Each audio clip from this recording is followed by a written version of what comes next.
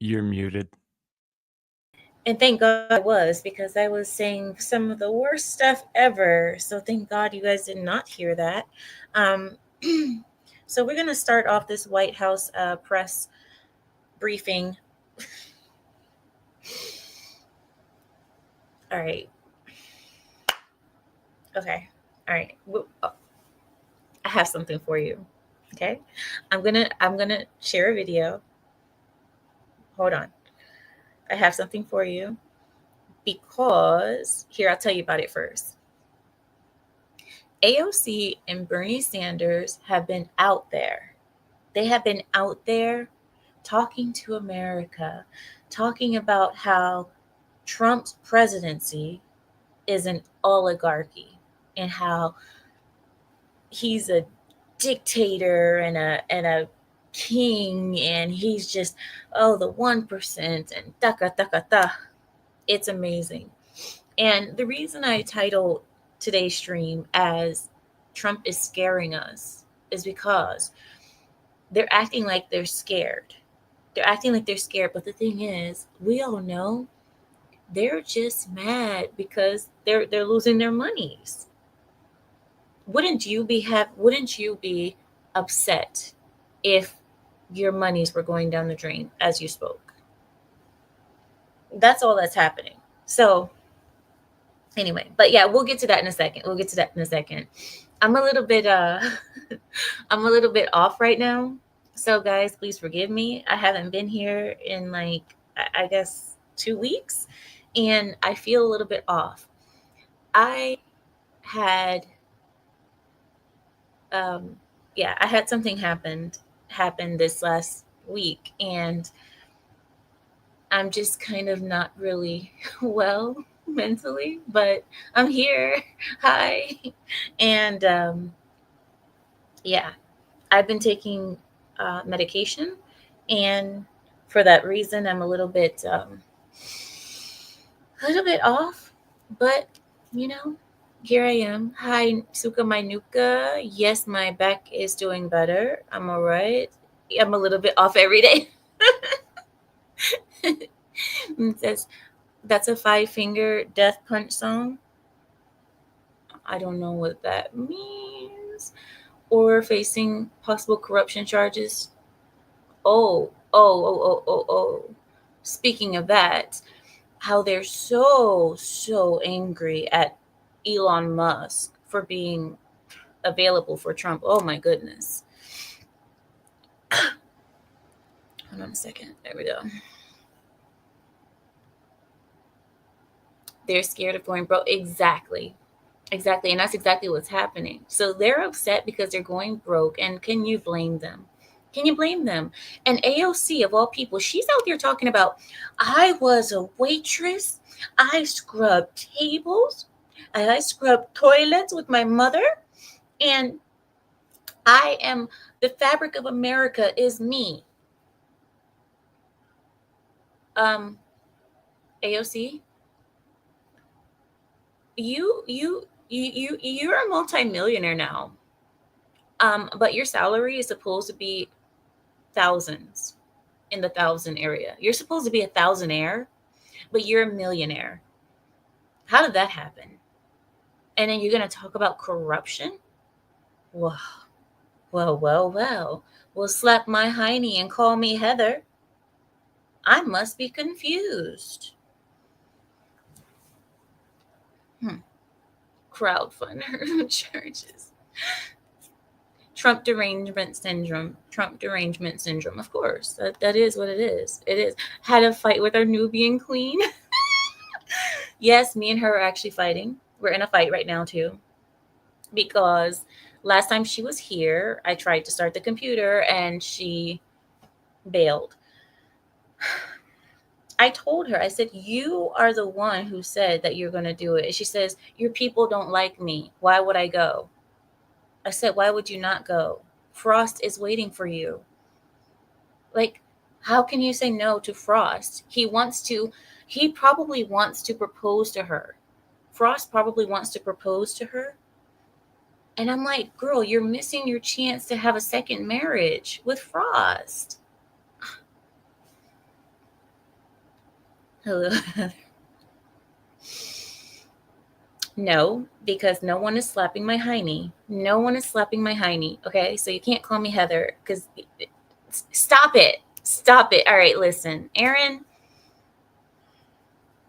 All right. I hate you guys. I hate you guys so much. Can you guys listen? Can you guys focus? Focus on what we're here to do, okay? We're not we're not slapping heinies. Exactly, Mr. Renegade. She's supposed to be a thousandaire and she's a millionaire. So, oh, did you guys hear? Did you guys hear that you're Amira? Me. I I got insulted and dragged through the internet by my hair all last week. You guys didn't hear about that? Did you guys not hear? Well, if you haven't heard, I'm a racist. That well, that's already we already know that. I am a pick me because I'm asking for all men to pick me because if I agree with men, that means I want them to all marry me. I am oh yeah, a MAGA Trump supporter. Well, duh. I am also I'm out of my place because I speak about black culture without being black. And I don't know anything because, of course, nobody can understand anything in the black culture unless you're not black. I mean, of course. So, yeah, I don't understand human concepts because my skin tone is not what Rachel thinks she is. Poor Rachel. Poor Rachel. Her ears must be ringing every time we have a stream. But if you guys didn't know, I got dragged through the internet by my hair all week last week, and it was wonderful. It was wonderful because, as you guys know, your lioness is not easily offended. It takes a lot to offend me, and I think you guys are the same too. Queen Lala, you weren't there, were you? Queen Lala, I recommend you take a look at what happened. Go to the Lapeef Network and see what happened last week. It was wonderful. It was wonderful. Yeah. I got put in my place, Queen Lala. Can you believe? I got put in my place. I got told that, but you guys already understand it. The next thing I wanted to talk to you guys about is. Hold on. We have so much stuff that's happened, but see, my mind is everywhere, so you guys have to hold on 1 second.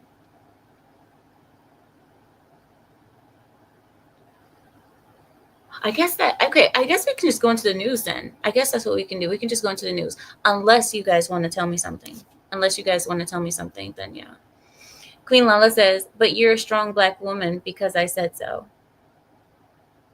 See, Queen Lala, I think I should be an honorary black woman. I think I should. I really do. Because oh, Blindy. Oh, Blindy says, Amira fought with Team Rachel. Oh, Old Blindy was there. Yakub was there. Larry was there. And a couple of other people from the Pride were there with me. And I appreciate you guys being with me and standing with me on my times of need. I appreciate you all. Yeah. I'm happy that you guys were with me because, yeah. You're married though. Shadow. That matters not. The fact that I'm married matters not because how dare I agree with men? If I agree with anything that men say, I'm clearly wanting to give fellatio to all of them. Yeah. That's exactly what it is. If I agree with them, I want to hold all the basketballs in the world in my hands. Yeah. You know what comes to mind? Do you guys remember that meme where there was that girl and there was like a bunch of hot dogs flying at her and hitting her in the face and all of that? That's what they're basically saying that I am because I agree with points that men say. Never mind the fact that I can think for myself, and just because men happen to agree with me doesn't mean that I'm following them. It's actually something that I believe, but no. Oh, Bliney, go to the naughty corner. Go to the mods, put Old Bliney in the naughty corner for a minute. Give him 60 seconds. Oh, Bliney, go look at the wall. Go look at the wall, because how dare you give Suka any ideas of what to do? Go look at the wall and think about what you've done. Okay? Okay? You do that. Look at the wall. 3G says, I knew it. I knew it. Yes, I knew it. I didn't know that I was a pick me, but apparently I've been exposed as a pick me, and yeah, it feels great. It really does feel great to be a pick me. It's all in the life of a gangster. Hold on one second, guys. Let me have some chai. My eyes are burning. My contacts are dry. I am not. Salute.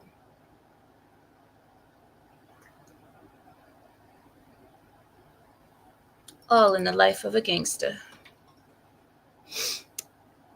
But all right, here we go. So I will go ahead and share with you all. Hi, Mo. Oh my God. Hi, Mo. How are you?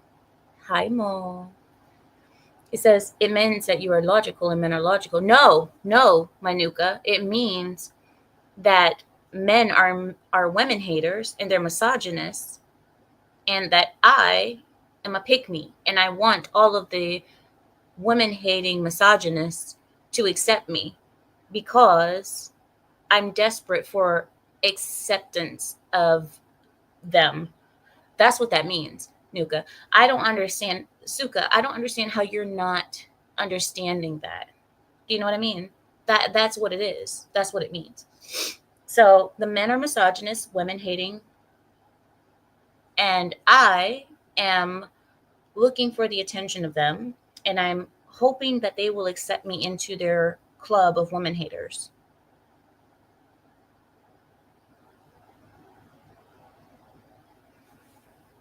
Because you know what I think? You know what I think about this? About this concept, guys? Now tell me if you guys think this as well.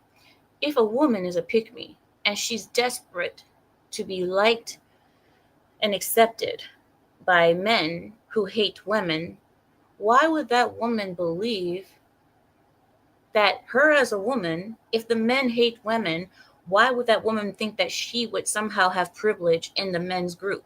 Like, for example, I'm not even gonna say red pill. Who are those guys? Not MGTOW. Are they MGTOW? I guess you can call it MGTOW. The men who say, like, basically, screw women, no more marriage, no more anything. If you go to them, and a lot of them do hate women, that's true. That's just, we already know. Some of them do. And if you go to them and you say, hey, I know that you hate women and you see the truth in this society, and you understand that this society is pussified and gynocentric and so on and so forth. I understand that, and I agree with you.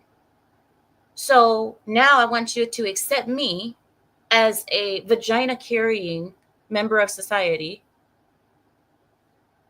So, as a vagina carrying member of society, the people that you hate, I want to get you to like me, even though you inherently.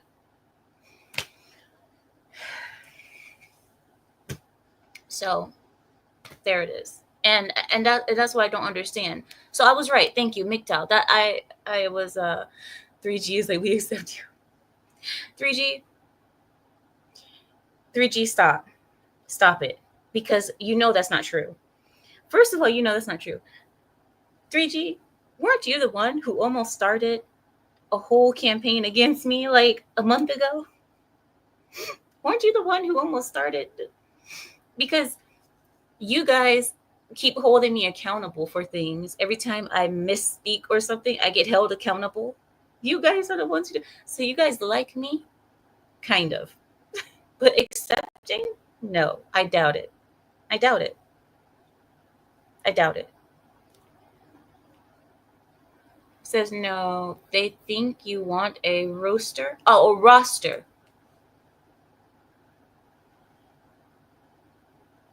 Yeah. Did you guys hear about that? Do you guys know what he's talking about? If you guys don't know, check this out. Pride. Pride. There were women on this panel that I was on who said specifically that they need to have a roster of men in their lives to date in order to find their husband. They said that they cannot just date one man at a time because that is too time consuming and it will be a waste. It's best to date many men at the same time to increase your chances of finding your husband.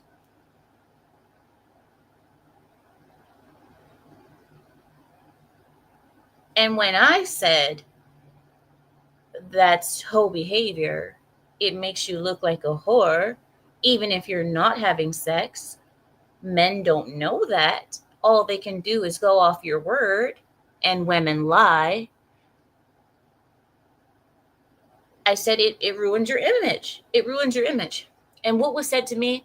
Oh, this Muslim, she's speaking about Islam. These are Islamic principles. You don't know what you're talking about.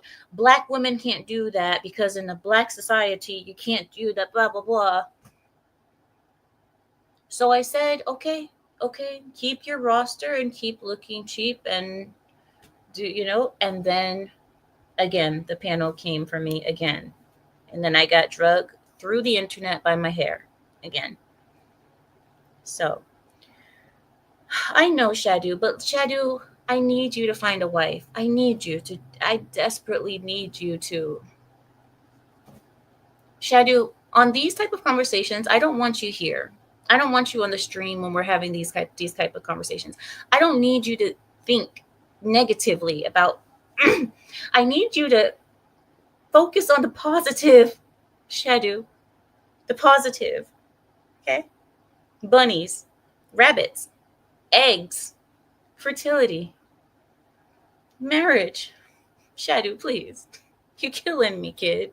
I'm trying my best to lead you in the right direction. I know. And no, Shadu, when we're talking about politics, you're not here. But when we're talking about women being whores and ungrateful and not worthy, all of a sudden you are all ears. Shadu is bright eyed and bushy tailed when we're having these conversations. He is present, okay? The front of the class. But when we're actually having conversations about politics, he's nowhere to be found. Shadu. I think you're right. Listen to your Uncle 3G. Listen to Uncle 3G. I think he's right. That might be the only option. I know, listen, if you ask me where the best women are, I'm going to tell you Eurasia, in Eurasia, Azerbaijan, Uzbekistan, Turkmenistan, parts of Turkey, Bosnia, Serbia. These places have good women that are still being taught to be wives. They are still being trained properly. If you ask me where are you going to find a wife, where's the best place to find a wife, that's what I'm going to tell you. I'm going to tell you because they have traditional Orthodox Christians and traditional Muslim women. So they have both of those upbringings there. The women, especially in the villages of those countries, are very good women, very hardworking, very beautiful. They're beautiful. I mean, they're a little bit pale. They're a little bit pale skinned. And if you're looking for a woman who has more color, well, they might not be the ones you want. But if you like pale girls, they're the ones to go for. They're wonderful. Eurasian. And not Thailand. No. Yakub says Middle Eastern. No, see, that's not really the Middle East. That's more like European. It's Eurasian. It's an actual thing. Eurasian. He says, go where you're valued. Amira is actually considering passport women. Hey, no, that's not what I'm saying. Says no. Get him a blonde, blue-eyed Brazilian clone, and he'll be happy. Samael, do you know what? The only reason I'm mad is because I know why you said that, and I think you deserve a little time in the naughty corner for that one. Okay, I really do. It says look at Russian Orthodox Church blessing when what? Okay, I might be fine with the Orthodox. Okay. See, that's what I'm saying. That's what I'm talking about. There you go. That's what you need, Jadu. That's what you need. A woman that has not been taught that she's equal to men. A woman that has been taught to work hard, to not be lazy, to get up every morning and do what needs to be done, and to not fight her man, to not fight her husband. That's what you need. And not a big booty Latin. All right. See, and then listen, you guys keep on doing that. You keep going after the big booty Latina, and then you're gonna keep getting burned. Keep getting burned. You listen to your auntie Amira, and you will go far. But you keep going after big booty Latina because whatever you like, the look or whatever, you're gonna keep getting burned. Go ahead. But don't come crying to the red pill side of YouTube when you get burned because you had a big booty Latina and she took you for all you had and she wasn't submissive.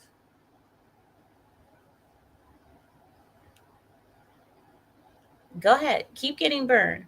I'm telling you. Yeah, enjoy that divorce. Seriously. I don't want an AOC. AOC is starting to look a little strange, don't you guys think? She doesn't look the same as when she first came onto the scene.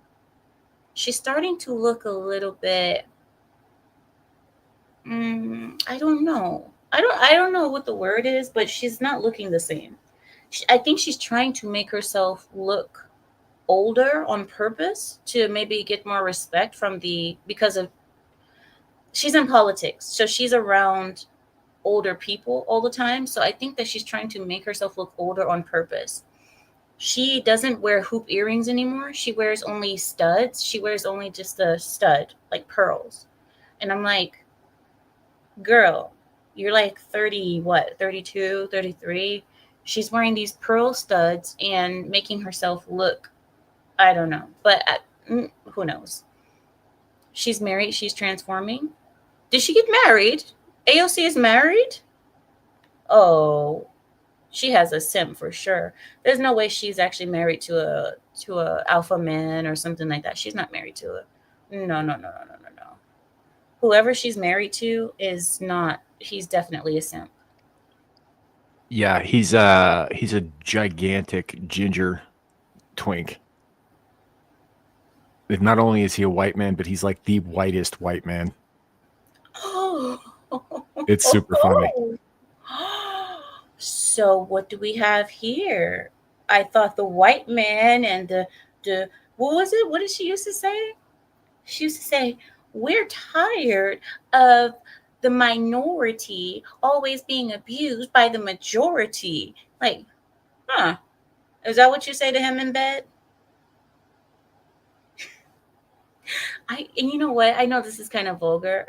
Look, I'm sorry, okay? I'm a little bit vulgar right now, but I wonder sometimes how the bedroom life of these Democrat people goes because I would imagine that they don't want any type of misogyny in the bedroom, that they're kind of like, no, don't put me in this position because it's too dominating. You're dominating me too much, or don't grab me here, don't grab me there, or I don't know. I would just think that it's so awkward that everything would just have to be so awkward.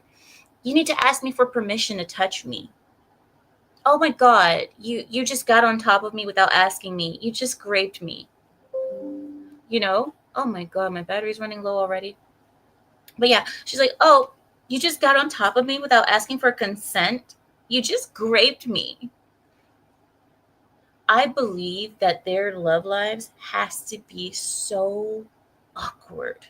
But all right, let me get my charger so we don't get cut off. One sec.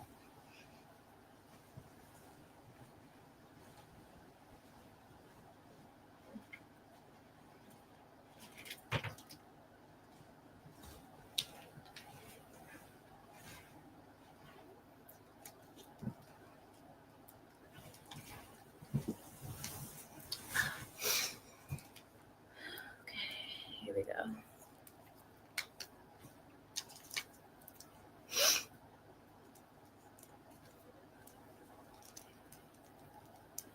I don't, man, you know what? I'm not going to say anything. I'm not going to say anything. Because if I say something, then it's going to be awkward. So I'll just be quiet.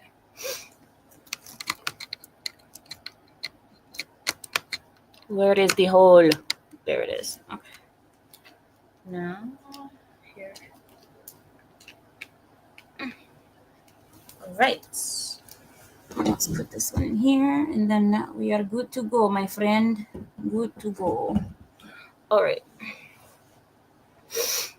So I was thinking, the hi Israel, hello Israel. I was thinking that the bedroom life of these Democrats, especially like the raging Democrats, it has to be so awkward. I'm serious. I'm serious. He says it wouldn't be a show without charger time. Listen, I try to be prepared, but for some reason, my computer drains itself before yeah. The quiet stream. The quiet stream. Where is the hole? Ah, there it is. Stop it, guys. Stop it. Any more ghosts? Actually, I just had something else happen that I'll share with you. I was sleeping in the other guest bedroom, which is on the other side of this house. It's right over there. Right over there on that side. But anyway, I was sleeping in the other guest room. Yeah. And when I went to bed, I turn off all the lights before I sleep because I can't have not one light on when I sleep. I don't know how you guys are, but I can't have not one light. No night light, no moonlight, no bathroom light, no hallway light, no nothing. No lights. I need complete darkness. So I went to sleep in complete darkness. I woke up around 4:45 a.m. just because that's what I do sometimes. Because I like to wake up before the sun comes up so I can get a fresh morning hunt done. So before my morning hunt began, I noticed something strange. I looked to the left, and one of the nightstand lights was on the left side. It was on, and no one had come into my bedroom.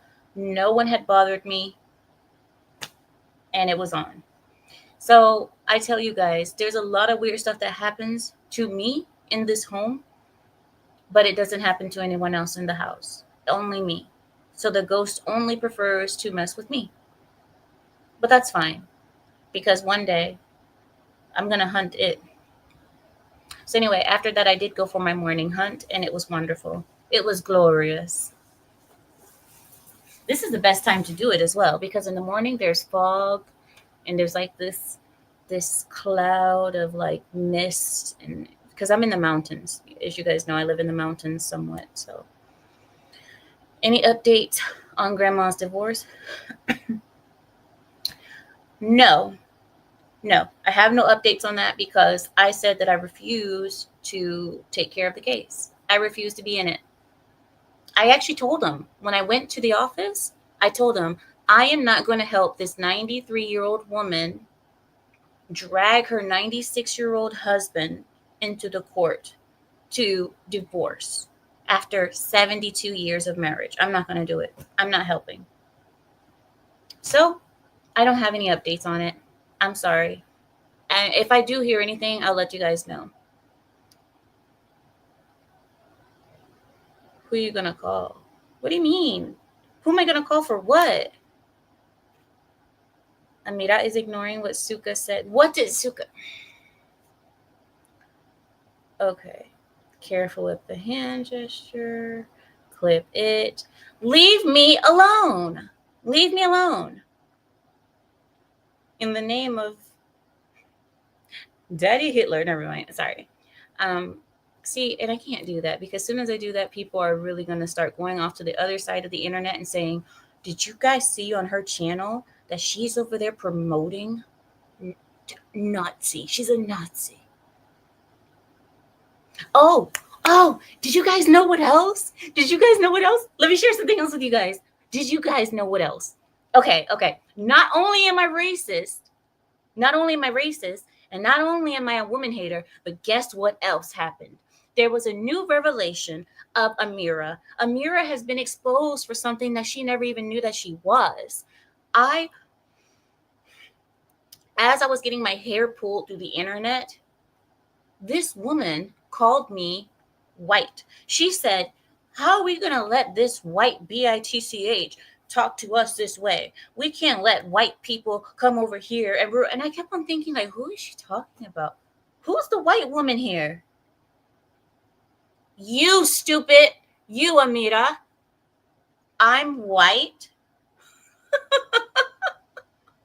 Oh. She doesn't know what she's talking about. Because the last time I went to the KKK meeting, I was the one on the cross.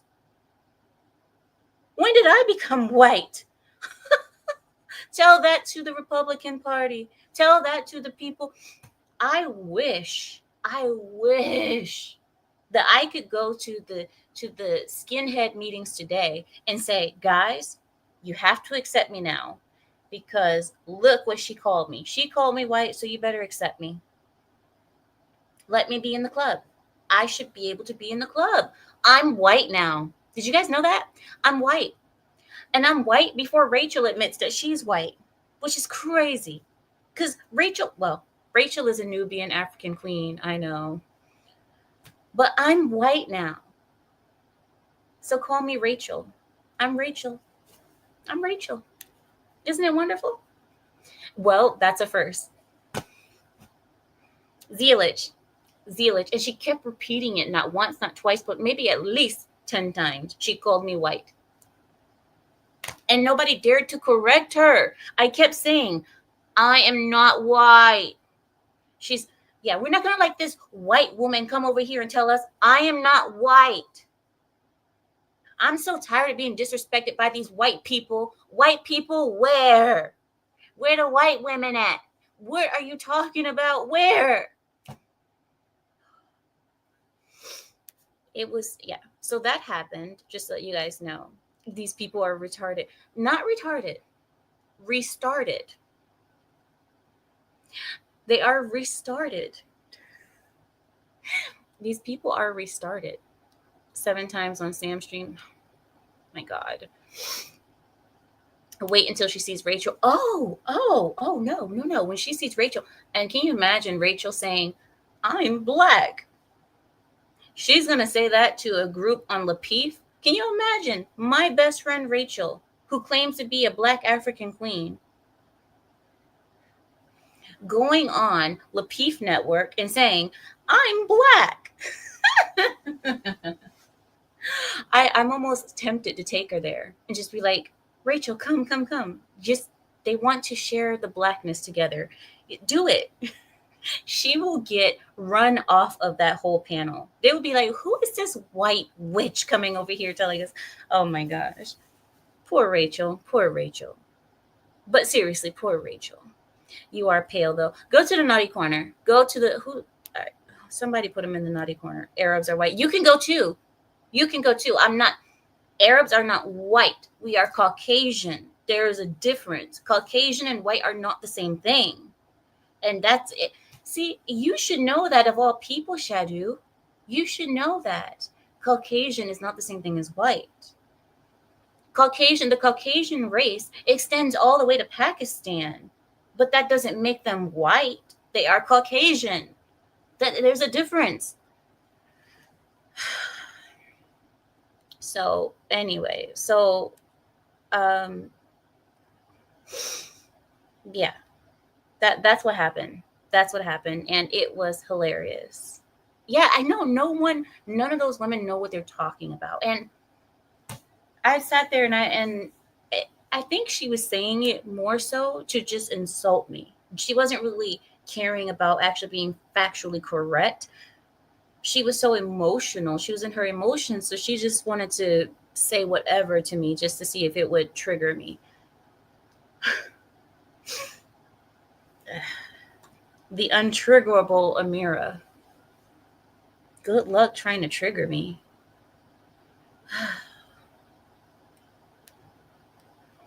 Oh, Mr. Renegade. Mr. Renegade. He says, Amita, we respect your femininity, but you gotta get ignorant with these women. Mr. Renegade, I can't. I don't know how. I don't know how. You guys gotta teach me. You gotta teach me how to do it.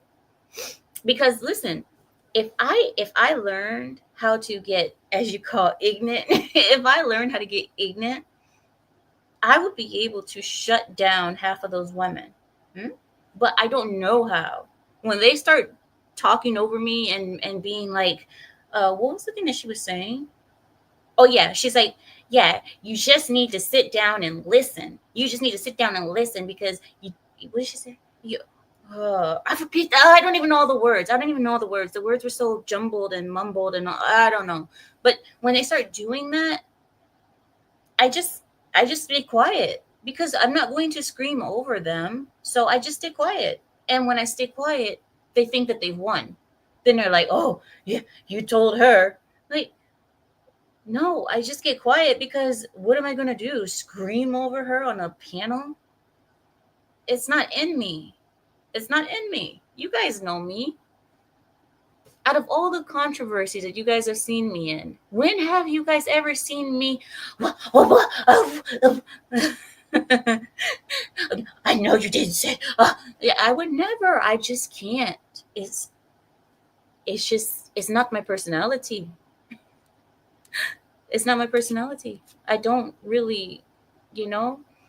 I don't know. Overruled, overruled, overruled. Okay, Graham. Can that be noted for the record so that we can keep the record clear and accurate? Your Honor. Overruled, Graham. You will not make any demands in this courtroom. I missed you, Graham. Where have you been? Where have you been? Hi, Neil. He says New York didn't say what race they are. Who's NY? Who's NY? Anyway, I guess they are just unspecified people of color.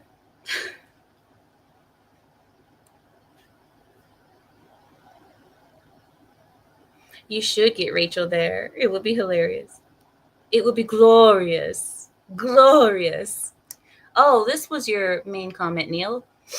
He says, well, the census does define Arabs as white.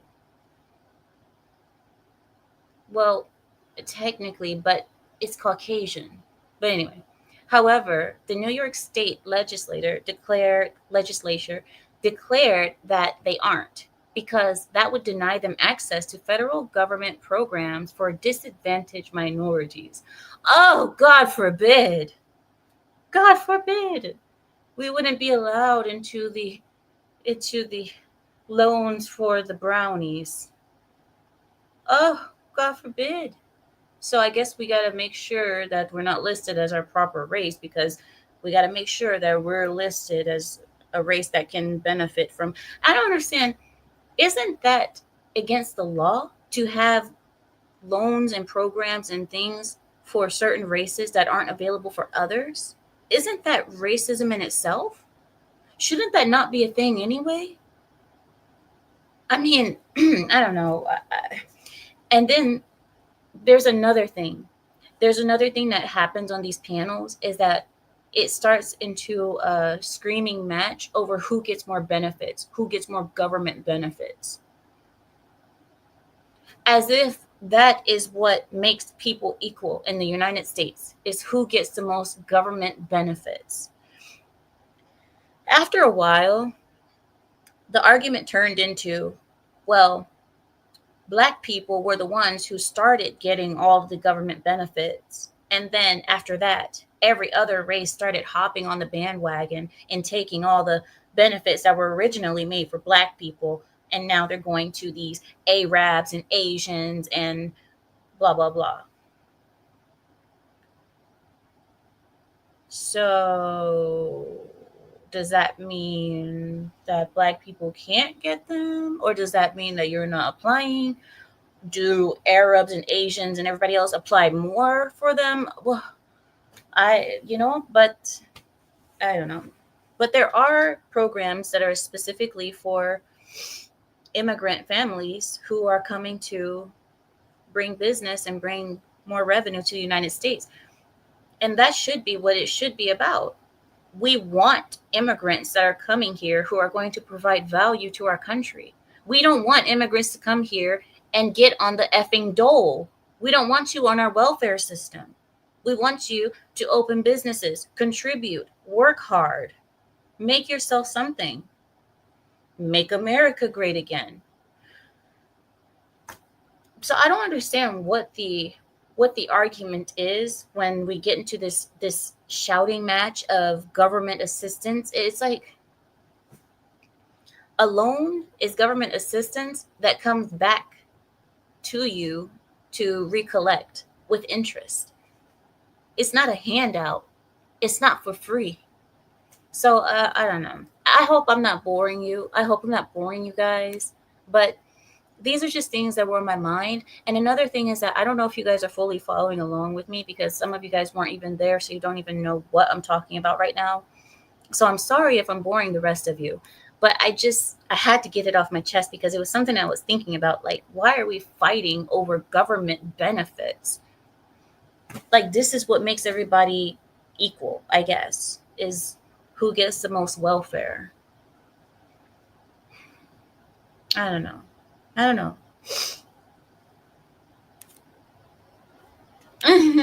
Yakub, listening to them yell is like listening to a pack of dogs barking.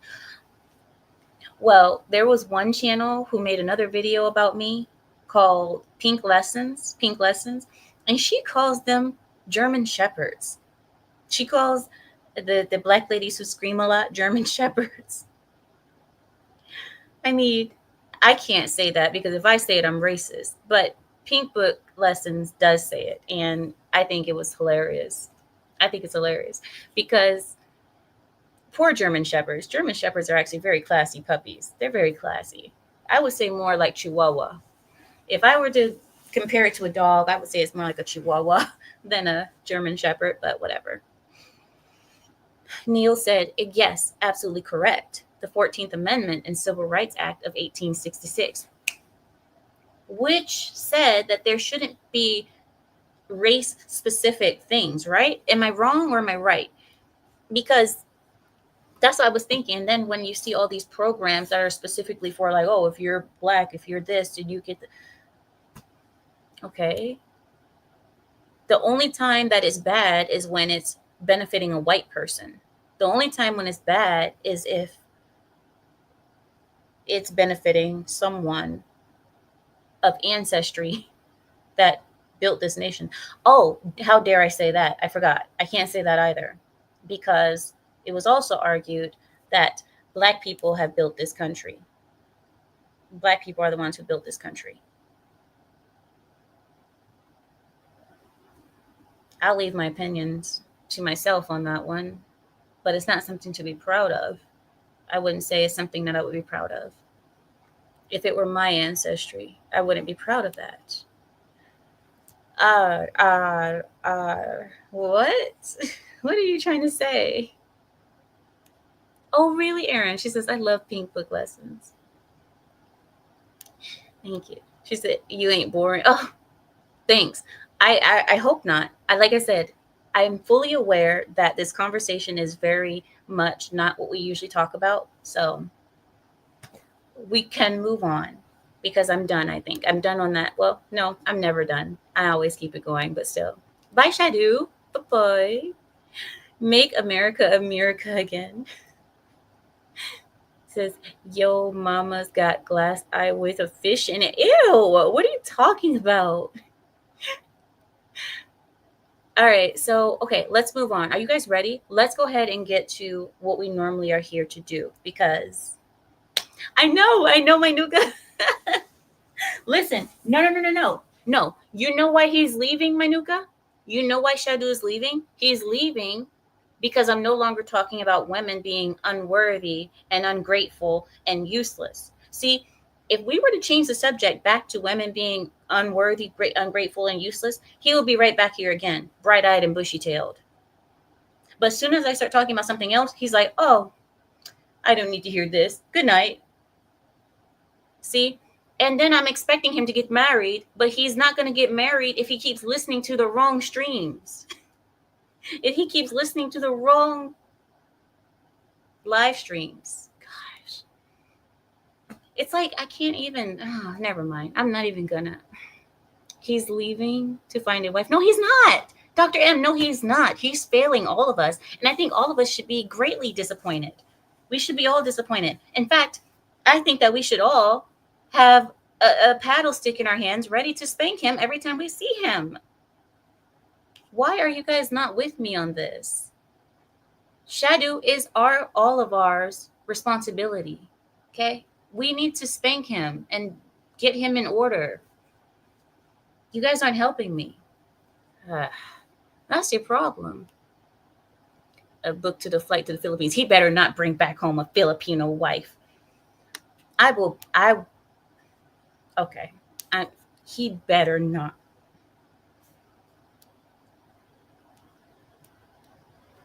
Use what you must. Use your weapon of choice. Use your weapon of choice. All right, here we go. I'm about to pull up the list. Larry has graciously scoured the internet throughout these last 2 weeks, looking for the best and newest and freshest stories that are out there. And graciously, he has sent it to me. So thank you, Larry, so much for scouring the internet and the World Star Hip Hops and the ABC networks and the and the websites of not so moral character. Thank you for scouring the internet to bring us the best and the newest stories. All right, here we go. Let's talk about Biden really quickly.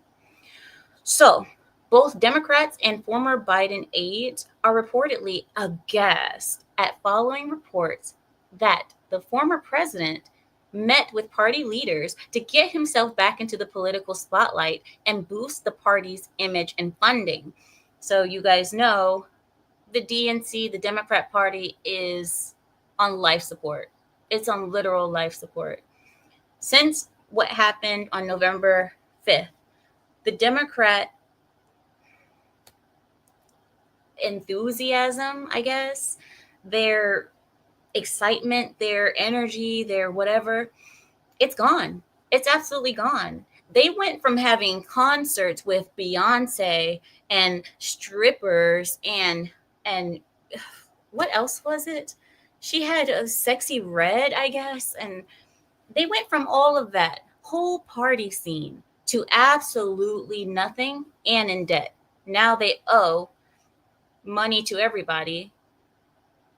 But Oprah Winfrey got paid. Beyonce got paid. Sexy Red and all the other stripper girls got paid.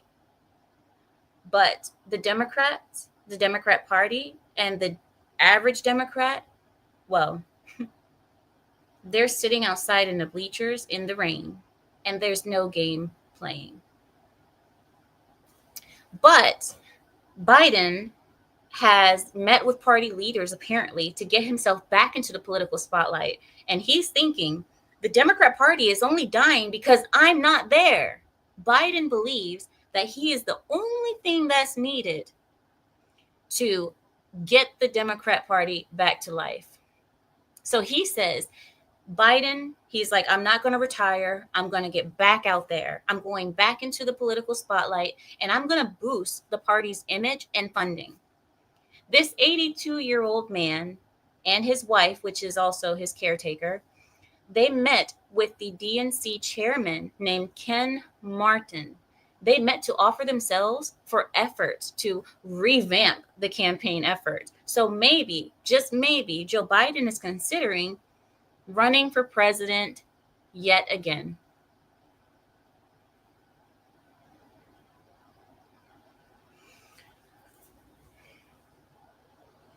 What does it say about a party when all you have is failed politicians to keep running again and again? People whose, I mean, Jimmy Carter died in peace because of Joe Biden. That's pathetic. Jimmy Carter, when Joe Biden was elected and Jimmy Carter saw the monstrosity of a presidency that was, Jimmy Carter said, I can finally die in peace because now I will not be known as America's worst president anymore. Finally, on my gravestone, it will not be written America's worst president ever in history, in time, throughout the centuries, throughout whatever. No, he is now going to be number 2. I mean, Jimmy, and it's a shame, like Joe Biden. I mean, gosh, people are dying in peace because of your presidency. You should think that, dang, you know what? Maybe I should just stay my arse home. Maybe I should just sit and all right. But there was a response to the Biden's attempt to sell themselves.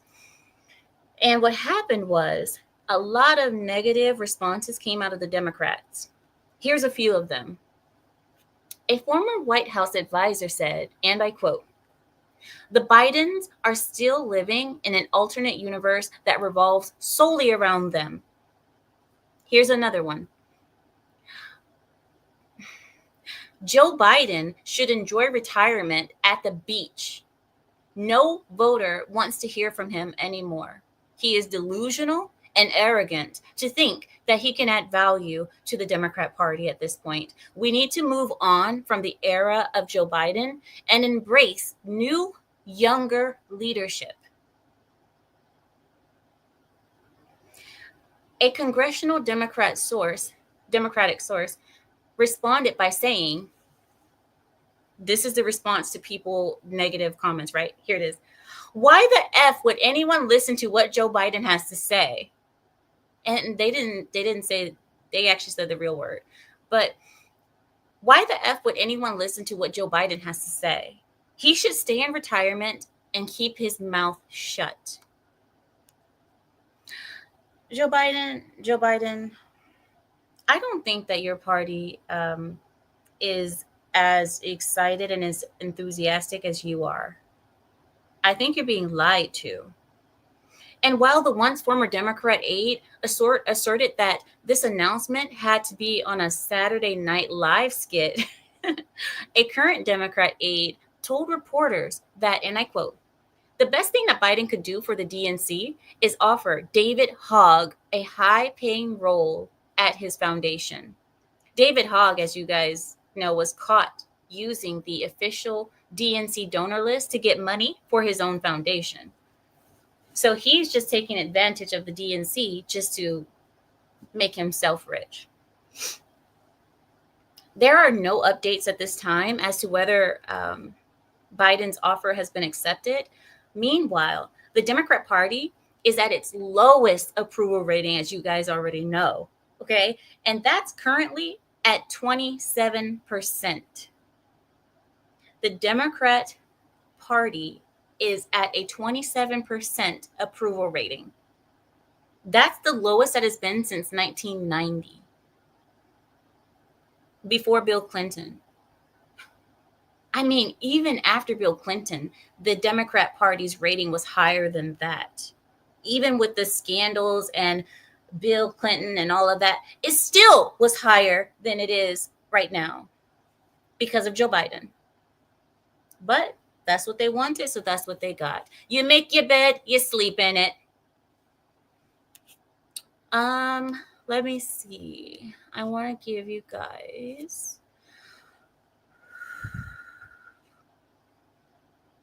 I'm gonna leave that story for later because that story is a little bit of a fiery one. So I'll leave that one for a little bit later.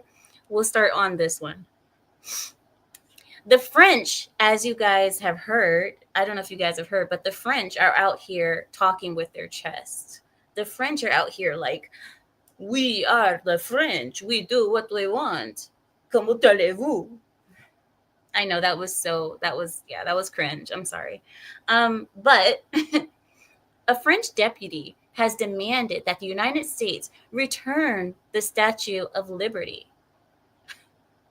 The Statue of Liberty, the,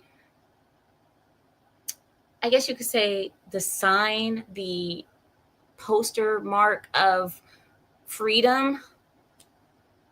The French are saying that they want it back. According to French center-left politician Raphael Glucksmann, Americans have chosen to side with tyrants and fired researchers demanding scientific freedom.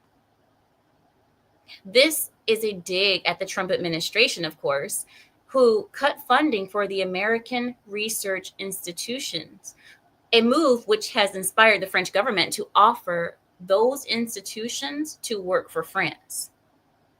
Raphael also criticized his conservative peers, calling them President Trump and Elon Musk's fan club. So he says, we want the Statue of Liberty back since America has gone to the tyrants. America is no longer the sign of freedom and liberty and justice. Now it is a sign of tyranny, oligarchy, and dictatorship. Well, that's rich, isn't it? Coming from the French. Isn't that kind of rich? I mean, well, at least we aren't poussé. We may, look, you can call us whatever you want, France, but at least we don't have the reputation of being poussé. At least we are known for chitty chitty bang bang. We're known, don't mess with us. You guys are known for running and running scared and not standing up for what you need to stand up for. So I think America's doing pretty good. I think we're okay. Thank you, France. And if you want your stupid Statue of Liberty, come get it. If you can take it off of our land, then you can have it back. Come get it. If you want it so bad, come get it. All right, moving on. Next story. There are war-torn nation leaders offering American minerals as a deal in exchange for helping them oust rebels. The president of the Democratic Republic of Congo sent a letter to President Trump offering him a mineral deal in exchange for security. The agreement consists of helping the president remove violent rebels from the Congo. He said, and I quote, your election, President Trump, has ushered in the golden age for America. Our partnership would provide the United States with a strategic advantage by securing critical minerals such as cobalt, lithium, copper, tantalum, from the Democratic Republic of Congo. The Congo reportedly has about $20 million worth of minerals available to the United States and is the world's largest producer of cobalt, which is necessary for defense and aerospace applications, electric vehicles, phones. I mean, pretty much a lot of our technologies use cobalt, and we need it. The president has also mentioned Tesla and Apple, suggesting that both companies should buy minerals from the Democratic Republic of Congo. That's a long name for a country. Whew. The Democratic Republic of Congo. Okay. But anyway, they were suggesting that Apple and Tesla should buy cobalt from them and unlock the engine of our material wealth for the benefit of all of the world, because Africa, the continent of Africa, is the new and upcoming golden child, you could say, because America, well, I guess Europe had its time, other places have had their time, North America's had its time. It's speculated that eventually Africa, the continent itself, the whole continent, is going to have an up and coming. So people are saying invest in Africa, invest in countries in Africa, invest in minerals, invest in whatever you can, because pretty soon here, Africa is going to be up and coming. But anyway, next. An anti-Trump idiot has set himself on fire.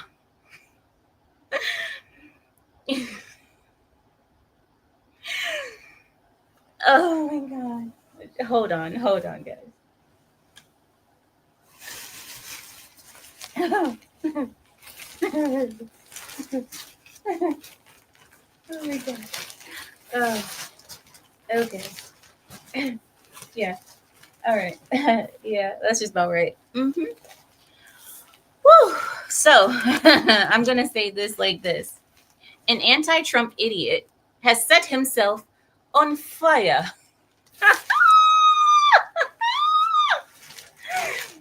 He set himself on fire during an arson attempt.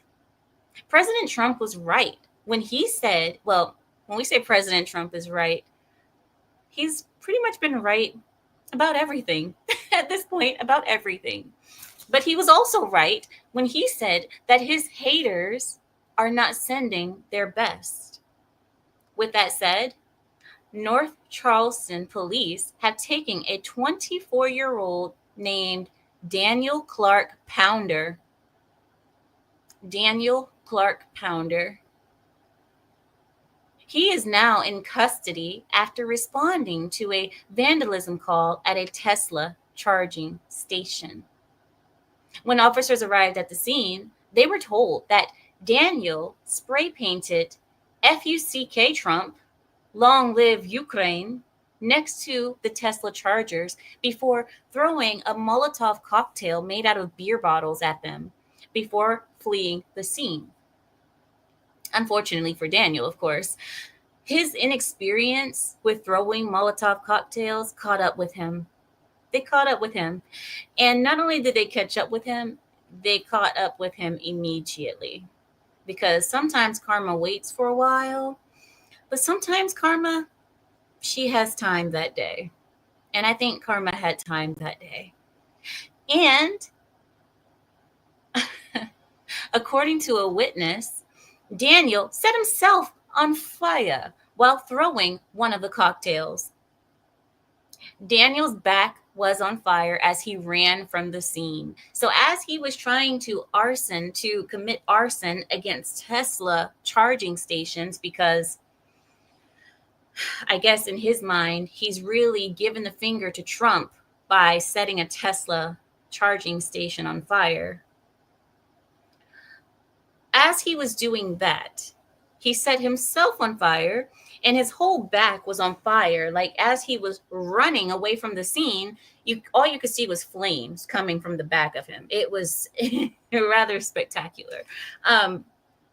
But Daniel was later found and arrested by ATF agents thanks to the surveillance footage. And he's facing federal charges for his stupidity. And if not, or most likely when he is convicted, he could face up to 20 years in the prisión. Prisión. His bond was set at $10,000 following a hearing, and he was equipped with a GPS monitoring device. Daniel must also take substance abuse classes. Gee, I wonder why. I wonder why Daniel must take substance abuse classes. Could it be? No. That can't be. Because we all know that the Democrats, they send their biggest and best when they want to commit crimes against the Republicans. So there's no way that Daniel was a raging crackhead or meth head or pill head or no, fent head. No, of course not. But he has a GPS strapped to him. He also must take substance abuse classes and undergo drug and alcohol testing regularly. He also has to go through a mental health evaluation, and he must take his medication as prescribed and not overdo his medication, because that's probably what he was doing in the first place.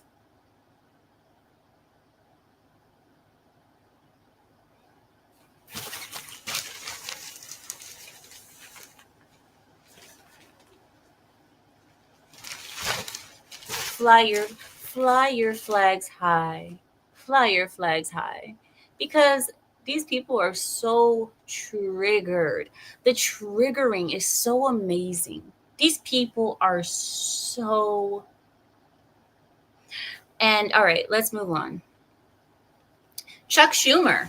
Chuck Schumer is back in the news because this gremlin has stepped out of his little hole in the ground to grace us all with his presence. Chuck Schumer has mocked greedy Americans on The View, while a Soros-backed group engineers his removal from office, which is so funny. So funny. Such the irony. Last week, Senate Minority Leader Chuck Schumer went on The View. You guys know The View with the cackling hens? Yeah, that one. He went on The View and mocked Americans who believe that they should be able to keep the money that they earn and run the businesses that they own, which is common sense 101. But to Chuck Schumer, that was a mockable offense for Americans to say that they should keep the money that they make and run the businesses that they own. He said, and I quote, "Their attitude is, I made the money all by myself. How dare your government take it from me? I don't want to pay taxes. Or I built my company with my bare hands. How dare your government tell me how I should treat my customers, the land and water that I own, or my employees? They hate the government," he said. "The government's a barrier to people, a barrier to stop them from doing things. They want to destroy us as the government. We're not letting them do it, and we are united."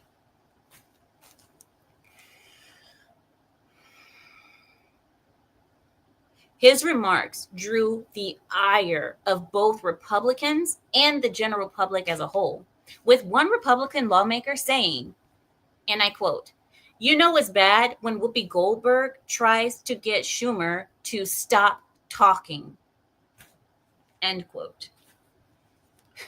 But he was backstabbed in the end, despite his typical Democrat attitude towards Americans, which is one of elitism. Chuck Schumer has found himself reaching behind his head to pull out a knife from his back. Why? The senator upset his base by backing off his pledge to shut down the government in an effort to hurt President Trump, of course. Schumer instead helped to pass the 6-month spending bill, which was the same funding bill passed during the Biden administration era. But in response, a group backed by Democrat super donor George Soros has taken aim at Schumer.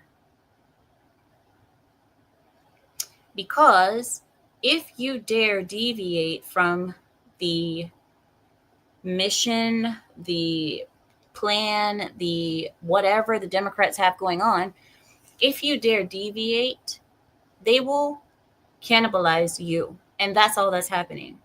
Now, George Soros has a group aimed and loaded, locked and loaded on Schumer. The group, called Indivisible, has received over $7.6 million from George Soros himself, his Open Society, of course, foundation. And that is a total of money, $7.6 million since 2017, this group has received, and is now calling for Chuck Schumer's head. They want his head. They want him to step down from his position for helping the budget be passed. The same budget that the Biden administration passed. But because the Trump administration is passing the same bill, he's not supposed to vote for it. And since he allowed it to continue, he let it pass through, they are encouraging activists to harass Chuck Schumer by mailing him happy retirement cards, happy ending, this is the end. This leads others to ask, who is running the Democrat Party? Democrats or George Soros? Because it's almost like George Soros has control over everything in that party. If something doesn't go how he wants, he has armies. He has groups that he can just that's wow. Well, he has minions. He has minions and soldiers that he can just send out to do his dirty work. Alex Soros, the son of George, and his public representative, as of late, asserted that his father's foundation has not taken a stance against Chuck Schumer. Of course, they're going to say that. And the actions of Indivisible, the group, have nothing to do with them.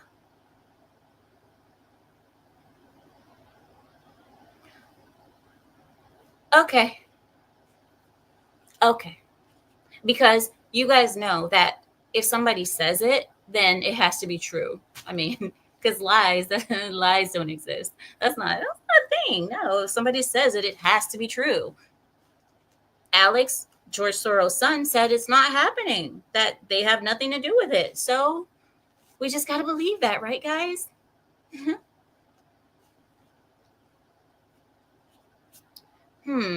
I think I have something. Ooh, hold on. Oh, here we go. Okay. LGBTQIA plus pedos plus everything sick news. You guys ready? Take a breather. I feel like I'm giving birth here. Got it. I can handle it. Just breathe. We're going to get through it. We can do this. Pride Month is arriving. It is coming before us. Pride Month. And Pride organizers in New York City and San Francisco reveal corporate sponsors are backing away from them. Because go woke, go broke.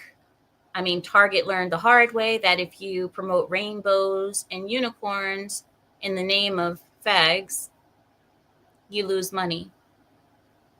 But the free money is dwindling for Pride leaders in San Francisco, New York, and Houston due to sponsors scaling back their support of the LGBTQ plus pedos plus everything sick Pride and DEI programs.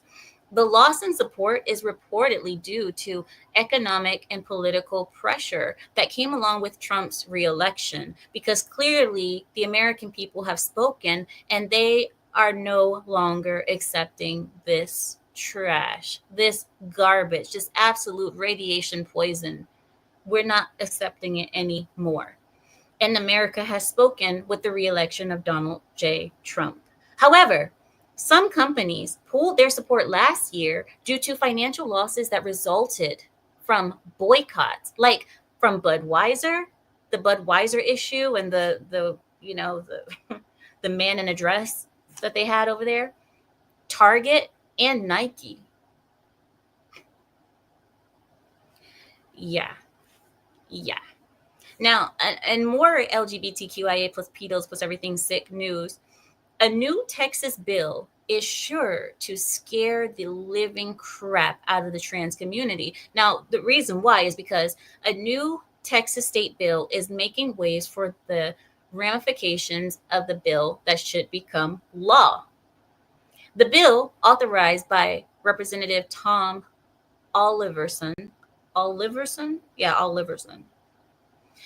This will slap anyone who knowingly makes a false or misleading verbal or written statement by identifying their sex at birth incorrectly to a governmental entity or to their employer. Meaning, if you guys don't understand what I just said, I'll break it down in English because I speak English pretty good. I think I'm pretty good, especially when I'm reading. But what that means is, if you were born a man, if you were born with a stick and balls, okay?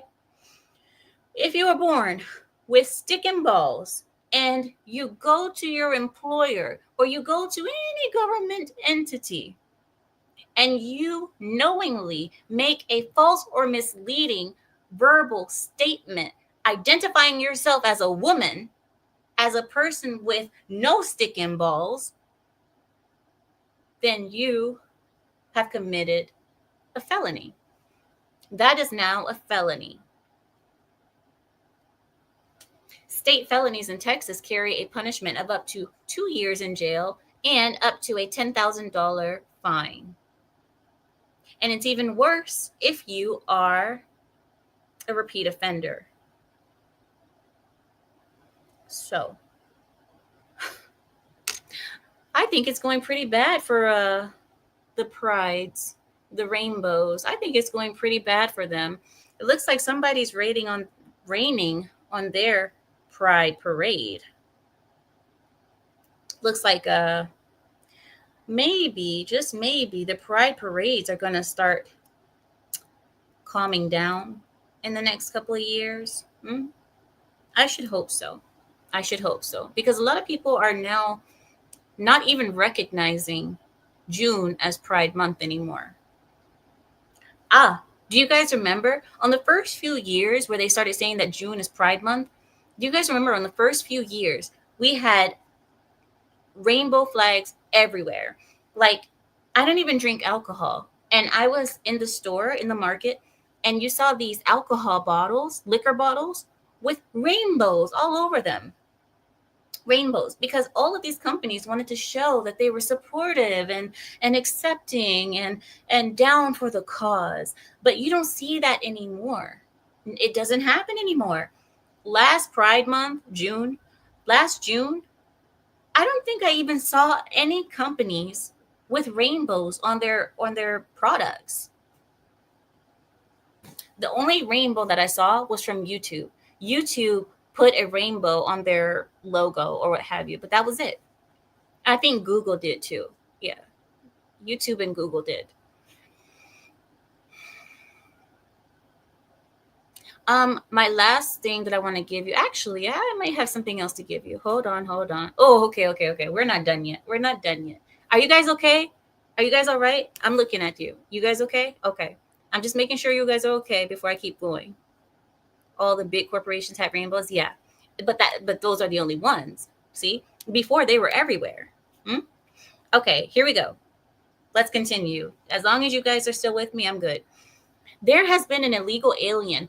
So there was an illegal alien who escaped deportation during Trump's first term. Okay, this illegal alien, evaded justice and was like so proud of it. Was like, oh, Trump can't stop me. Trump who?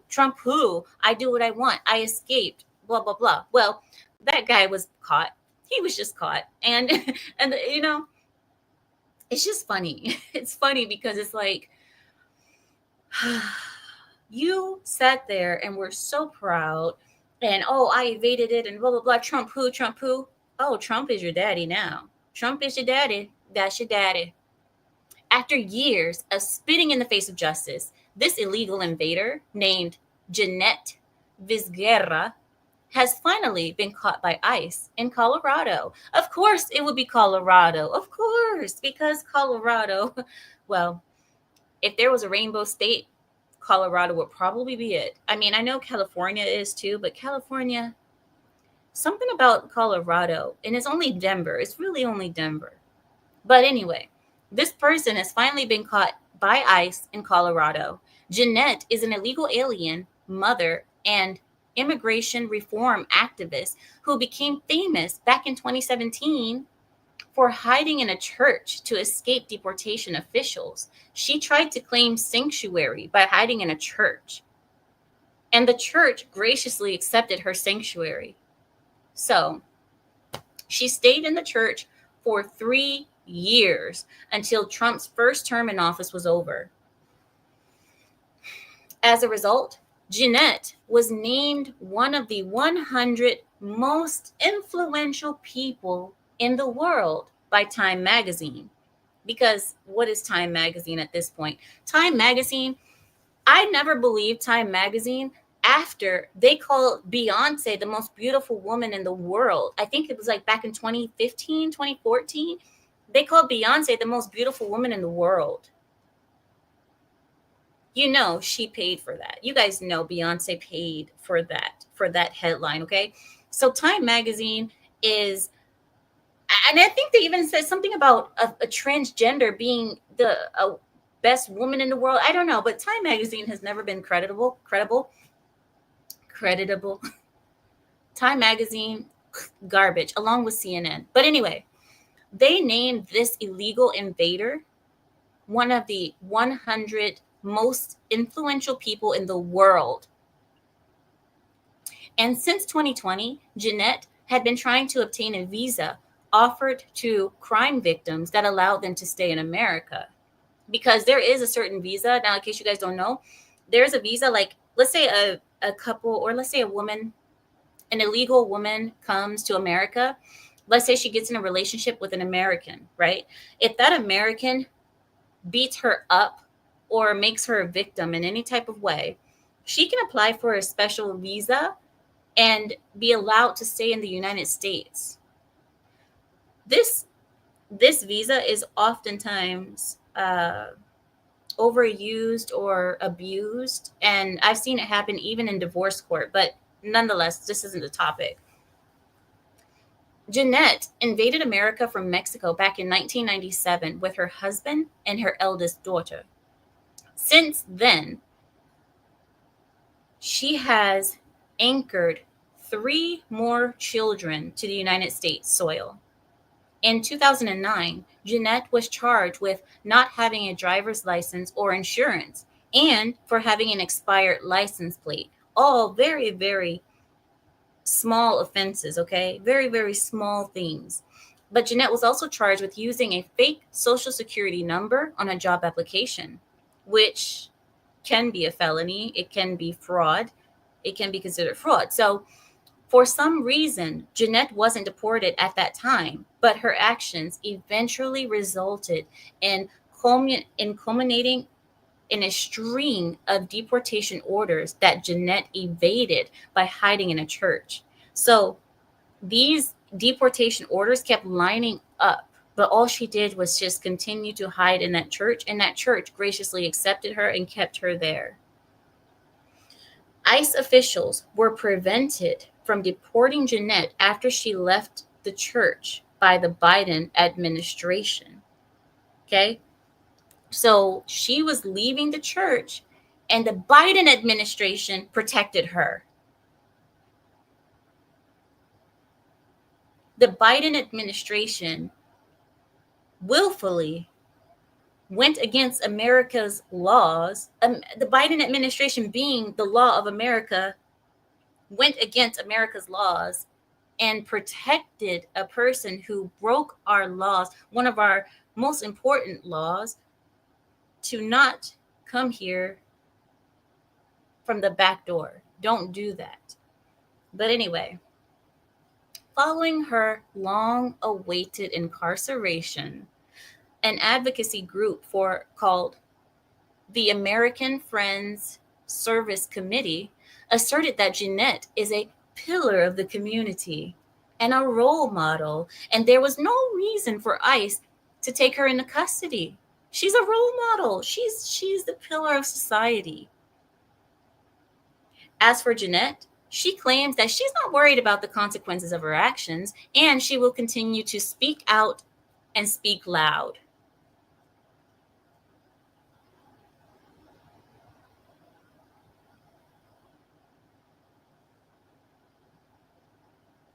there was a question asked to the White House press secretary.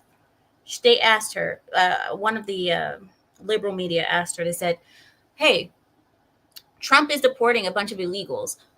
Which out of all those illegals have a criminal record? Which out of all of them are criminals or who have broken the law? What, like, who is he going after?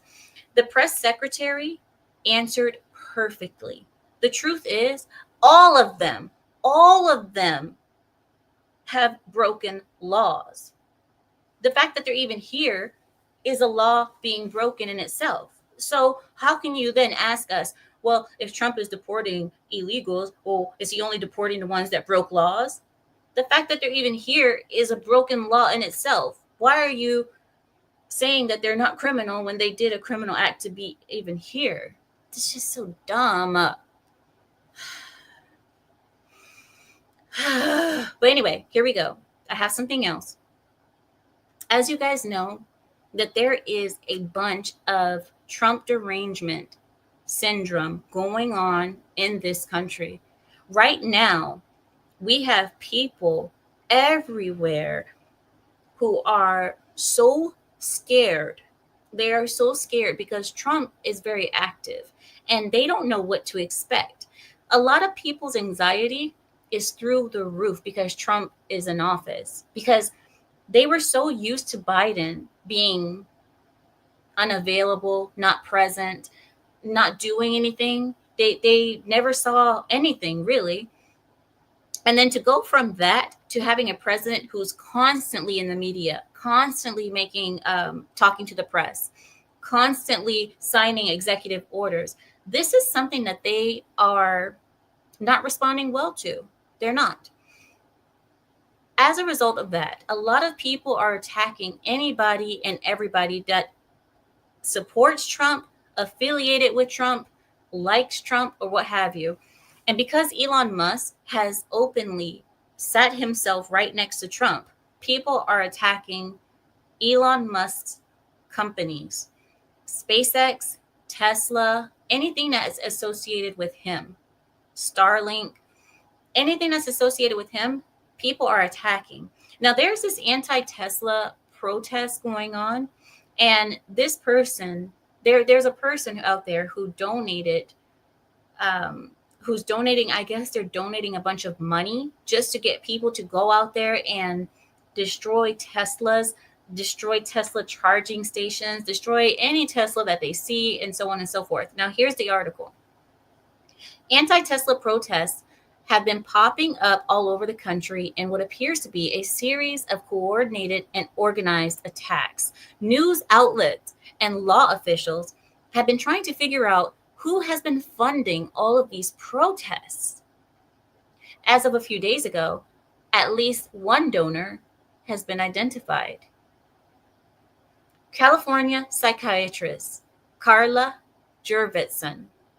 She's the ex-wife of billionaire Steve Jurvetson. She donated over 500,000 American dollars to Invisible Action. Invisible, the same group that I talked to you guys about earlier, the George Soros group. Invincible, or Indivisible, sorry, not Invincible. Indivisible, my apologies. So she donated $500,000 to Indivisible. And these people who have been aiming the protest at Elon Musk, she is supporting them along with George Soros. In addition, Carla's donation may also be personal, since her ex-husband is close friends with Elon Musk. Her ex-husband is actually a good friend of Elon Musk, so her probably feeling maybe a little bit of jealousy, maybe a little bit of hatred, a little bit of what have you to her ex-husband. Well, now she's trying to go at Elon Musk as well in her own personal way. She has also donated money to progressive Democrats like Ilhan Omar and Kamala Harris's 2023 Victory Fund.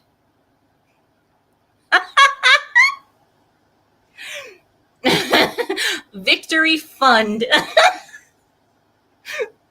I'm sorry. I'm sorry. That just that just came. The Victory Fund. Oh, poor baby. Victory Fund. Oh, not the victory. Victory. All right. So that's happening. And just so you guys know, I when you see this, why doesn't the Democrat Party think this doesn't make us look good? Us going after the company of one of the biggest contributors to this country. Elon Musk is undoubtedly one of the biggest contributors to this country, contributing with jobs, product, and service. This man is amazing to America. Elon Musk is an amazing asset to this country. And people thinking, oh, I'll just go ahead and fund groups that are attacking his product and so on and so forth, and that'll make the Democrat Party good again. It'll make us great again. How does anybody think that that will make you better as a I don't know. I mean, it's just so dumb, but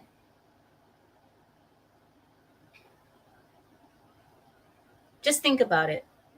Elon Musk, Jeff Bezos, I mean, Amazon, whether people like to admit it or not, whether people agree with Amazon or not, Amazon is a big deal in America and has provided so many jobs to Americans that needed it. I mean, we don't have manufacturers here. We don't have factories here anymore. So the closest thing that we have to a factory is Amazon. And Amazon, love it or hate it, it's doing a lot for the country.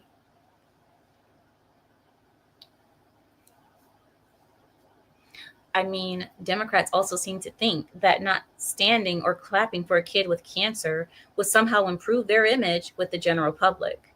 Like Trump said, not sending their best.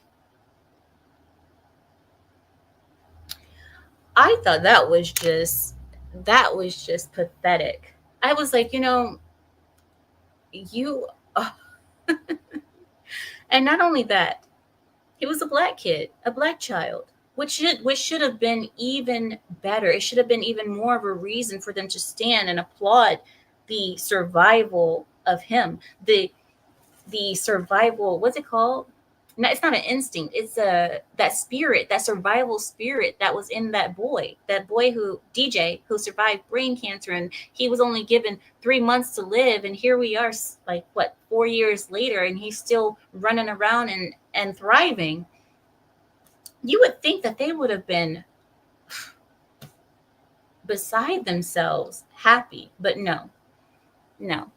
Yeah, I was disgusted. Right, infuriating.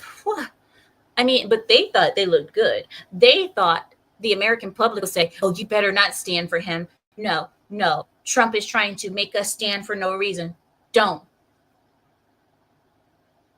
Trump is pointing out the American spirit in that boy to continue to fight and to live and survive. But think about the definition of terrorism and then try to explain how those attacking Musk's businesses, not to mention swatting prominent conservatives, are not domestic terrorists. Neil. If it were me,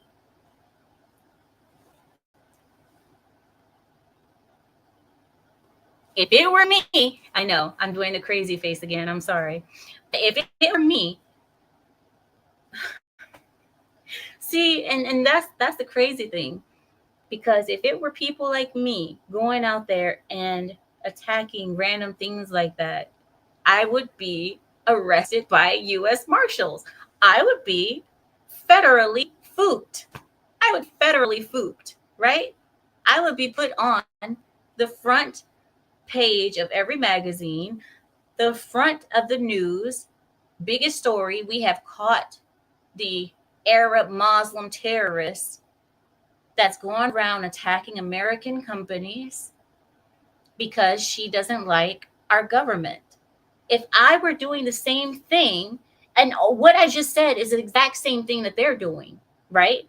They're going around attacking an American company because they don't like the American government. Now, if I do the same thing as an Arab Muslim, then I'm going to be on the front page news, or not front page news. You guys understand the front of the story, the best story in the. We found the girl. We found the terrorists. But because it's them, nothing. Rules for thee and not for me. They're showing every day that they don't stand by their principles, not for disabled Black kid, nor women against transgender in sports or restrooms. No one. There were a few. If you guys look at the if you guys look at the footage, there were a few in the back. If you looked all the way in the back of the Democrats, there were a few in the back who were standing up against men and women's sports and the kid with the cancer, the kid who battled cancer and won. Oh, and they stood up for the one guy who got accepted to the university that he wanted to get accepted into. They stood up for them, but that was it. Right, Dr. M. This kid was exactly who they claimed to care about. It really showed their true colors. They only care about minorities and the sick when they can take on the role of white savior. And that's the thing. It's like this boy was sick, and they always talk. The Democrats, they're always talking about the sick and how America doesn't take care of its sick, and how American healthcare is awful because of the money and the bills and so on and so forth. But then you have someone who survived, who's doing well and thriving and being accepted by the CIA, or not the CIA, the Secret Service and everybody else, and you still just sit on your fat arse and you don't even, show your support outwardly. And the point is of standing. I know people are like, well, why are you making a big deal? If I don't stand, it doesn't mean I didn't support it. It does mean you don't support it, because when people are looking at the representatives, they can't tell what's in your mind. They can't tell what you're thinking. So you need to show your support outwardly by standing up. That's how you show it. You can't, they can't read your mind to know what you're thinking. So people, there were some of them were saying, like, just because I didn't stand doesn't mean that I didn't support. Yes, it does. Because you need to show, if your people are looking at you, you need to show it outwardly. That's just like meeting somebody and being rude to them, or like not acknowledging them, just looking away from them, and they meet you and them putting their hand out to you to say hello, hi, how are you? And you just don't. And then saying, what? I was happy to see them. Well, you sure didn't show any respect. You sure didn't show it. So that's the same concept. Oh, I do support him. Well, then stand your tail up.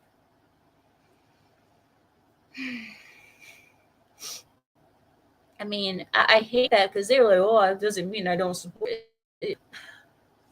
Oh my God. And what does it cost you? Will it cost you something to stand up? Is that going to hurt you? Does that cost you anything? A couple of calories burned? Oh my goodness. It's not the Democrat or the Republican, it's those behind. That is so fake of them. No, it's not fake of them, Suka. That's not fake. If anything, that was the realest thing that they've ever done. If anything, that's the realest thing that they've ever done, was to show the truth. They showed the people that they don't really give a damn about the cause if they can't benefit from it. If they aren't the ones benefiting from the applause, or what else can you get? I mean, dang, it's a child who survived cancer. Like, if they're not the ones benefiting from that or seen as the saviors, like Dr. M said, so they actually did the right thing, Suka. It's not fake. It's very true. What they did was very true. Right, Yakub? They stood up for Ukraine. Pocahontas. And Donald Trump, he's so gangster. Donald Trump is so gangster. He's like, oh yeah, Pocahontas says yes. He said, yeah, of course you would say it. Pocahontas says yes. We should continue sending money. Of course you would. He said, of course you would, Pocahontas. And she even recognized her name. Did you guys see that? When he called her Pocahontas, she said,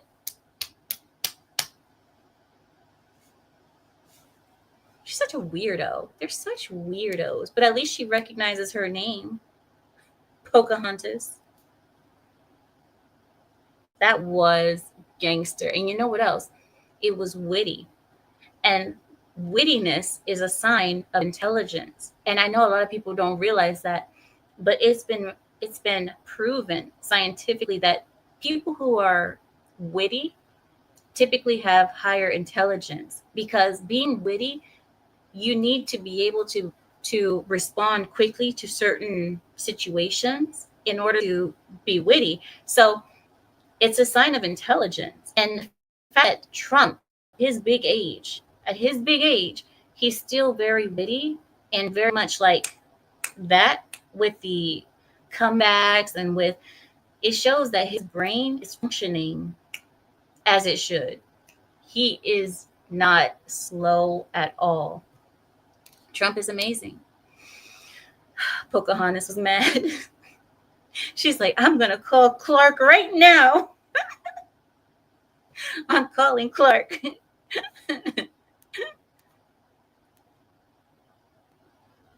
He is very quick with it. Right. It says more neural connections and to be focused. You need to think your feet. That's right, Lippo. That's the thing. And people, there are, I want to say this right.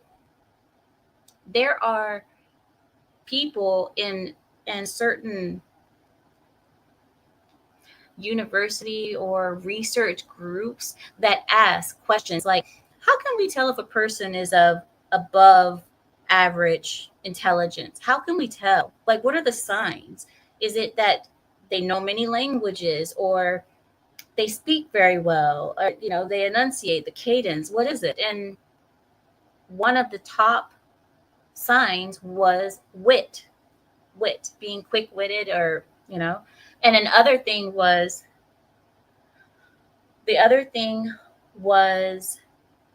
memory or something like that. High memory, having a high memory, because you still need to be able to remember things. Once you learn them, you need to be able to remember. But also people who dream a lot. They said people who dream a lot tend to have higher activity in their brains, because when you're sleeping, that's when your brain learns things. Your brain learns while you're sleeping.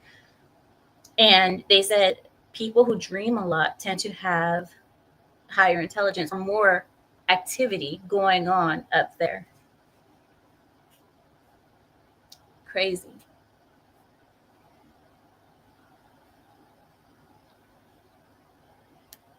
Zealot says that's a loaded question. It probably depends person to person. Not really. Not really. I wouldn't.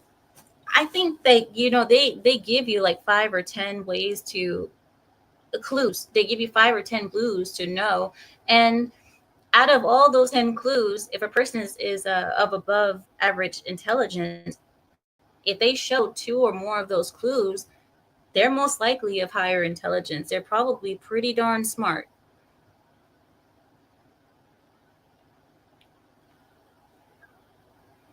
She's the whitest Native American I've ever seen. Old Blind said he has lucid dreaming. Oh, wow. Really? I've done that 3 times. Solid 3 times I've been able to do that. And it is one of the best things ever. If you guys have ever been able to control your dream, or to recognize that you're in a dream while you're dreaming, that is one of the It's like a glitch in the matrix. You know what I mean? That's like a glitch in the matrix. If you have ever been able to recognize yourself and recognize that you're in your brain as you're dreaming, you're sitting there and you're like, there is no limit to what I can do right now. It's like the most freeing thing that I had ever felt in my life. And I was able to wake up from that dream, and I went back to it when I went back to sleep. That is something that it doesn't happen often, but when it does, it is so beautiful. Because, oh, the reason why is another thing. The other reason is because if you can control what's happening in your dream, or kind of understand that you're not in danger or that it's not real, you can put yourself in situations in your dream that you want to figure out in real life. If you're able to go through your brain like that, it is so, I don't know how to say. I mean, I don't know. And I think that's why a lot of people take psychedelic drugs. I think that's why a lot of people take things like shrooms, because they think that they can get inside their brains and do that. But I don't know a how much you're able to control when you're under the influence of a drug, but I'm able to do that without any drugs or alcohol, but it doesn't happen often. You can't do it all the time. Well, I can't do it all the time. Maybe some people can, but Dr. M says I rarely recognize when I'm in a dream. And if I do, I usually wake up. Oh, I'm sorry. I'm sorry that happens.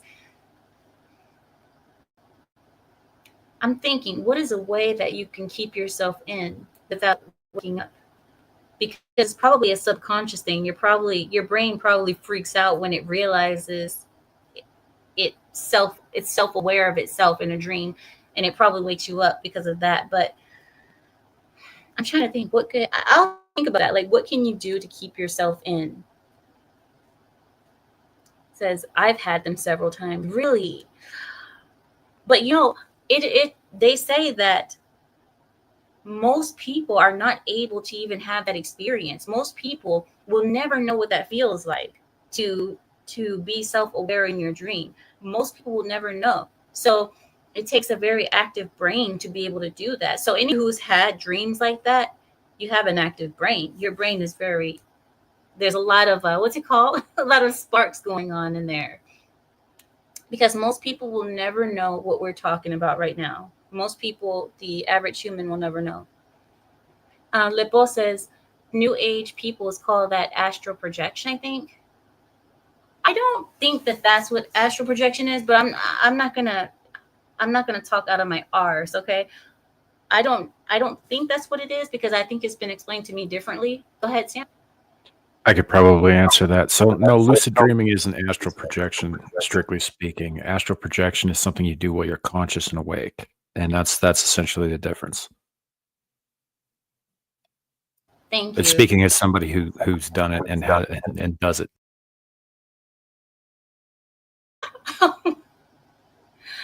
Well, thank you for explaining it, because I know that it was not the same, but I didn't know how to actually explain that. But thank you, Samael.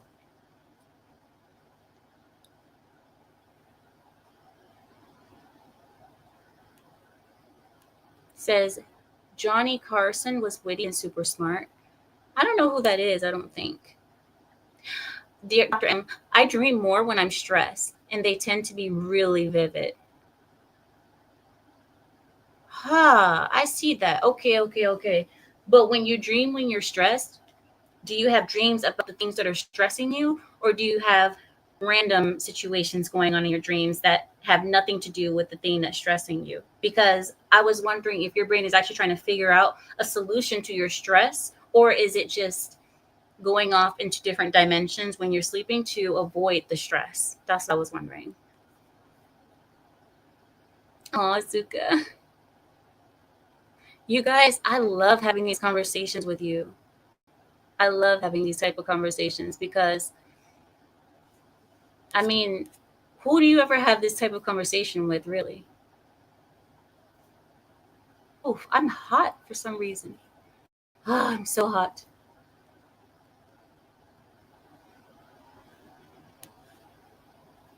You can see yourself in third person. Okay. Another thing that I've heard that can happen. Now, this has never happened to me, but I've heard that this can happen in a dream as well. There have been people in a dream where they are able to see 360 around themselves without moving their head, I guess, in the dream, but they're able to see around all the way around them. There's no peripheral vision. It's all they see everything once. Now, I've never had that happen, but I've heard people say that that has happened to them in a dream before. And these are people who typically meditate. People who meditate tend to be people who can do those kind of things in their dreams, where they can have 360 vision. Crazy stuff. Crazy stuff. Praying increases lucid dreaming. I could imagine that. I can imagine so. Oh, their spirit. That's what they're talking about, because they said that they were no longer in their body, but they weren't looking at themselves in third person. They weren't in their body. They were up above their body, but everything they could see at once, 360. And I said, wow. They said, but your spirit is, that's how your spirit sees things. Your eyes, you have limitations because you have your physical body, but your spirit sees things 360 at all time.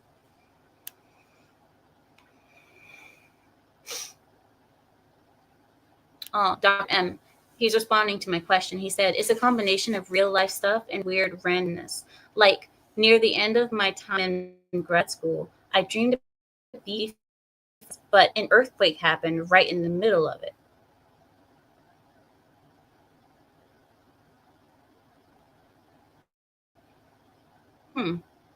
Well, I mean, I don't want to look too deep into that, but it could be something like every time you start getting something going, something tragic happens and it messes you up or it messes up your focus. I don't know.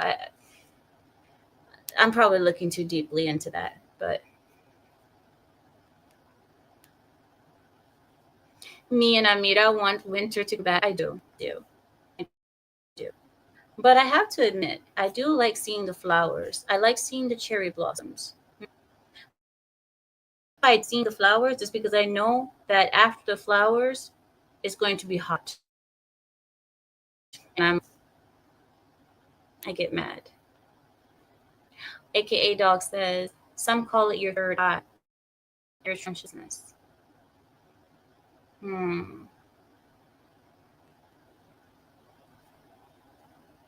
Oh, I'm at 2 hours. Oh, I'm at 2 hours. I'll let you guys go now. Zero blind spot. You have no excuse for crashing, right? Zero blind spot. I'll let you guys go now. And I will go night-night, I guess. I'm going to go night-night. Thank you for joining me tonight, everybody. I appreciate you all. Oh, really? So, Dr. M? He says, oh, I think your interpretation is more on the money than I care to admit. Well, I appreciate that. That's nice. But I was thinking I was looking too deeply into stuff because, but yeah. He says, I loathe the hot weather, but I love wearing dresses. I'm very conflicted. Same. I'm so happy to wear my pretty clothes, my cute clothes, and not get them wet or be cold because it's, cold outside and I got to wear a jacket on top of my dress or something. I love being able to wear my clothes, girl, but I hate sweating.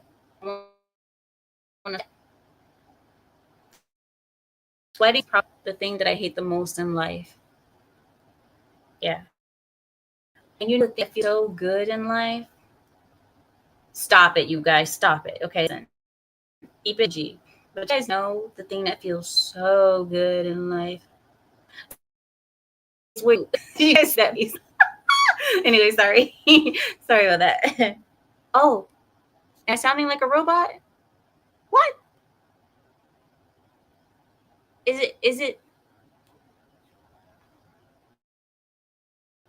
is my okay. Okay, hold on. Is it really messy? No. Okay, well, just tell me. All right, so listen. You know the thing that feels so good? Oh, I was botting for a minute. Oh, I'm sorry, guys. Okay, the thing that feels so good, I'll tell you really quickly before I start botting, roboting. Okay, go. When you the Q in and then you twist it, but you twist it slow and then you just, you just kind of like that one. I'm so sorry. It feels so good, so good. It just feels. Look, it was like the Q-tip. It just like twisted slowly, and it's better if your ears are wet. If your ears wet, like fresh out the shower, and then you anyway, guys, sorry. Maybe it's just me. I don't know. Maybe it's just me, but it feels so good. No.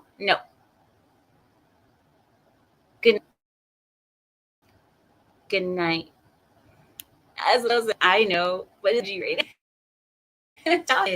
Stop it, guys. Get it back together. D4 nothing. Go sleep. Go sleep. But no, you do it. You gotta put your tongue. You gotta go. Okay, I'm done. Go away, Bill. Go away. Because I read every comments. I'm not reading your comments. No. He says, "Be careful." Not so strong, but no, it's okay. It does, doesn't it? It feels so good. It's one of my I don't know. It's just one of my pleasure I get. Yeah. Fresh out the shower, you're wet, and then you do that. It feels so good. Okay. And then Amita's ears are sensitive. What was I gonna ask?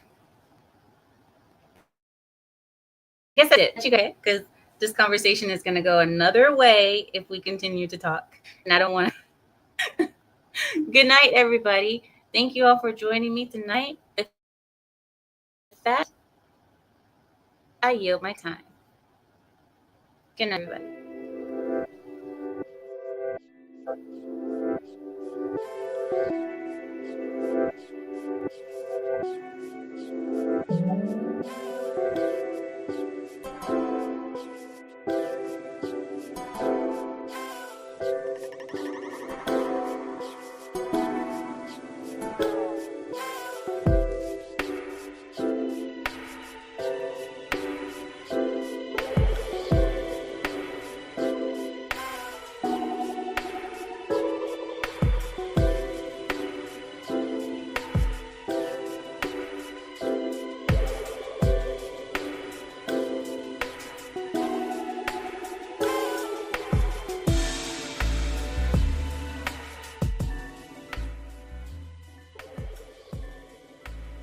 Well, I say every day it's a getting closer to taking a bath with my fucking toaster.